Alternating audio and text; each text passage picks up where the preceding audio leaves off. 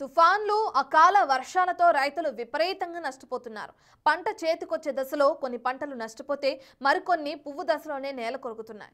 కొన్ని పంటలు భూమిలో తేమ ఎక్కువగా ఉండటంతో కుళ్ళిపోతున్నాయి.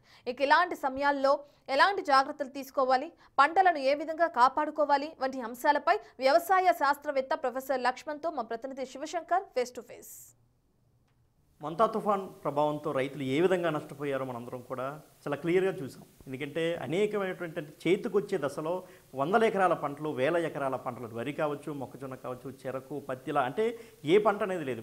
ఈ సీజన్లో పండే ప్రతి పంట కూడా నీట మునిగింది. ఎటు చూసినా కానీ వరి చేలన్నీ కూడా చెరువును తలపించే పరిస్థితి. మరికొన్ని ప్రాంతాల్లో పూర్తిగా వరి చేతికొచ్చే దశలో నేల కొరిగిన పరిస్థితి. సో రైతులు తమ పంటని ఎంతో కొంత అసలు రక్షించుకునే పరిస్థితి ఉందా, పూర్తిగా అదంతా పాడైపోయిందా, ఇన్ కేసు అవకాశం ఉంటే దాన్ని ఏ విధంగా రక్షించుకోవాలి? ఎందుకంటే మళ్ళీ ఈ మధ్యకాలంలో మళ్ళీ ఒక 2-3 డేస్లో మళ్ళీ అకాల వర్షాలు పడే అవకాశం ఉందని అటు వాతావరణ శాఖ కూడా హెచ్చరికలు జారీ చేస్తుంది. సో ఈ నేపథ్యంలో పంటలు ఇంతవరకు బాగున్న పంటలు కావచ్చు, మొన్న మంతా తుఫాను ప్రభావమైన పంటలు కావచ్చు, వాటిని రక్షించుకునే అవకాశం ఉందా, ఏ విధంగా రక్షించుకోవాలని ఒకసారి మనం కూడా సీనియర్ శాస్త్రవేత్త లక్ష్మణ్ మనతో ఉన్నారు, ఆయనతో మాట్లాడే ప్రయత్నం చేద్దాం.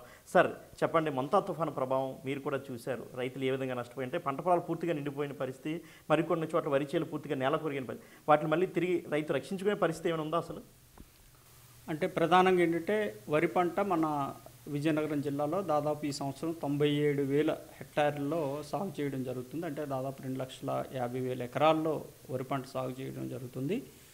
ఇందులో ఏంటంటే ఏదైతే కొంచెం ముందుగా విత్తుకున్నటువంటి వరి పంట ఉందో అది గింజ కట్టే దశలో ఉంది. ఆ తర్వాత వేసినటువంటి పంట ఏదైతే ఉందో అది మామూలుగా పాలు పోసుకున్న దశలో ఉంది.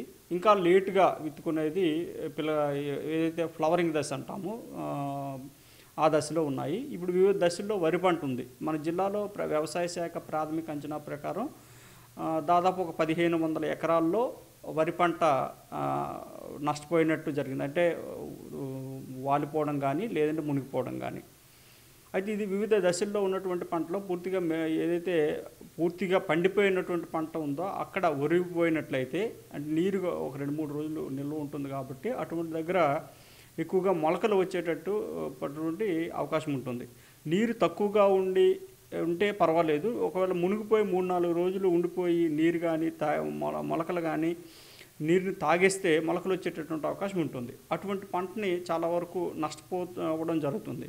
లేదు 1-2 రోజులు మాత్రమే నీరుండి ఆ నీరుని కానీ తీసివేసేసిన తర్వాత దానికి ఏంటంటే కొంచెం ఎత్తుగా కట్టుకొని దాని మీద 5% ఉప్పు ద్రావణం, అంటే గడ్డ ఉప్పు తీసుకొని 50 గ్రాములు 1 లీటర్ నీటికి చెప్పిన కలుపుకొని ఆ పనలపై మనం పిచికారి చేసుకుంటే ఈ యొక్క మొలక రాకుండా మనం పంటని కాపాడుకోవచ్చు.